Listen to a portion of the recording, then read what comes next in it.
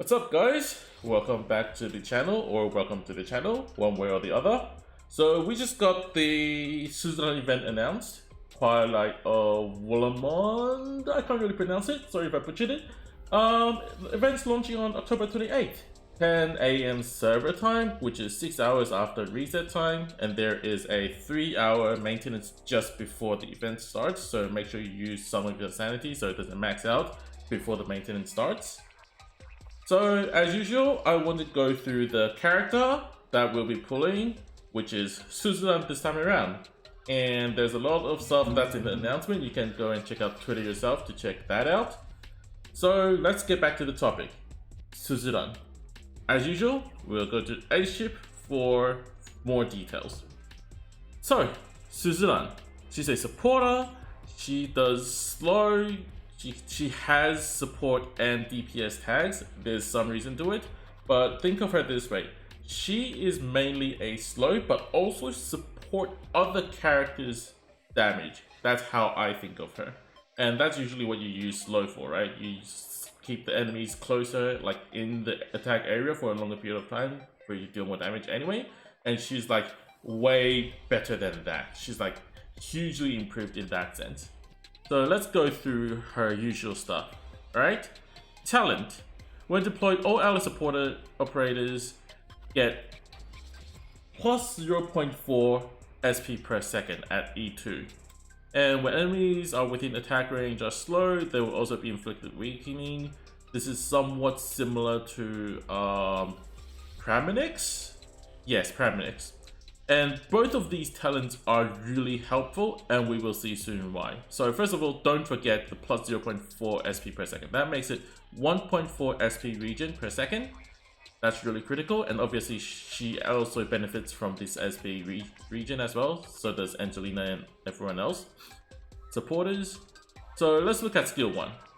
Skill 1 is attack plus 80%, attack speed plus 30, automatic activation. I don't really like the automatic activation, but if you look closely at the SP cost, it's 20, right? But since you're actually recovering 1.4 SP per second, this 20 SP only takes roughly 14 seconds to recharge. So 14 seconds to 15 seconds to recharge, and you get a 30-second duration. So you see why talent 1 is very important for Suzuran. Even though this skill usually isn't what I'll be using, but it still makes this skill like a very efficient skill to be using, right? But I bet most of you aren't looking for that. Let's go on to the next one. Attack plus 60% and can attack 3 enemies simultaneously. Infinite duration. Again, SP cost of 80, but actually it's more like 57 seconds after deploying her, then the skill will activate. It is still quite a long time, and truly you can't really buff the regen speed any much more, except for like Liskarm for the +1 whenever Liskarm gets hit. That's the only way you can bet. Telopsis does not aid her at all because it doesn't stack with any similar effects of increased regen SPC. So 57 seconds. You're attacking 3 enemies and plus 60% attack, which means she's dealing damage to 3 enemies at 160% attack.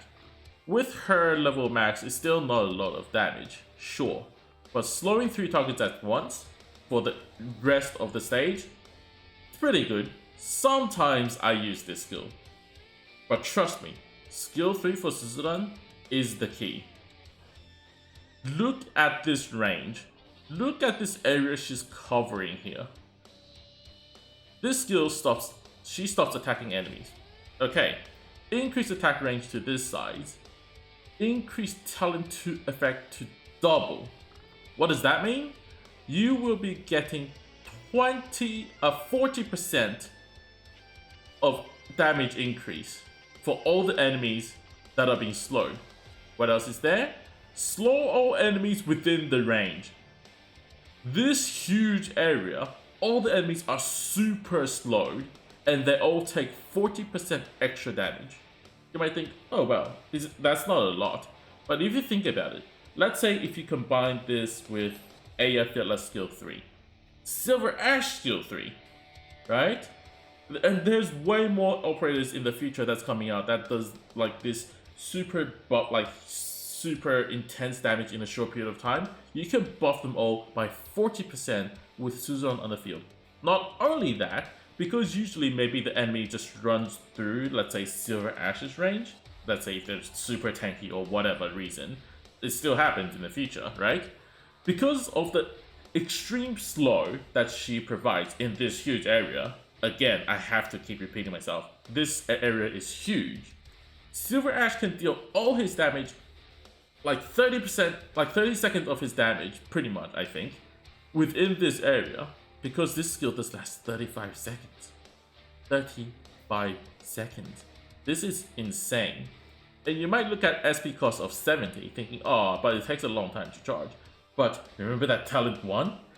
Talent 1 makes this skill having a cooldown of only 50 seconds, not 70. You might think it's only 20 seconds, but it's still a huge difference, and you can actually activate this skill multiple times in a single round, especially how initial SP is 50. Yes, like I said, 20 seconds is not actually 20 SP is not actually 20 seconds. It's actually only 14 seconds for her. So the moment you drop her, 14 seconds, then she will be able to activate this skill. You see how beneficial she can be for your entire party? So if you've ever felt like, oh my god, in the future, let's say, if you feel like, oh my god, I wanted more time to deal more damage, bring Suzuran with you. She will be like the best damage supporter that you can have. And yes, you might consider like things like, oh, we might not be able to place high ground units and all that stuff like range units, but trust me, Suzuran is worth a pull because in the situations that she can be used to support your other characters, she is very good. And trust me, she's definitely really viable. Also, yes, there's recover HP equal to 20% of her attack in range every second, so that's roughly like what? Increase 521 plus 75, that's like 600 by 20%, that's 120 HP per second. It's not really like a damage, like that much of a important thing, I would say, compared to her slow and the double effect of talent. But trust me, Suzuran will be your best supporter whenever you need to deal like high amount of damage to, let's say, a specific boss or a specific elite enemy in a short period of time, or you just want to make sure that no one can escape from your damage. Her slow, her damage buff is your best choice.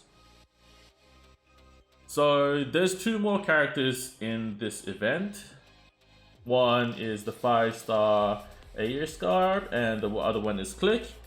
The guy I don't really use. I'm sorry. I've never really used him before, so I can't really give you a share my experience on him myself. But Click, on the other hand, the 4-star caster, I've actually used her before, and she actually turns out to be pretty interesting in a future roguelike game mode.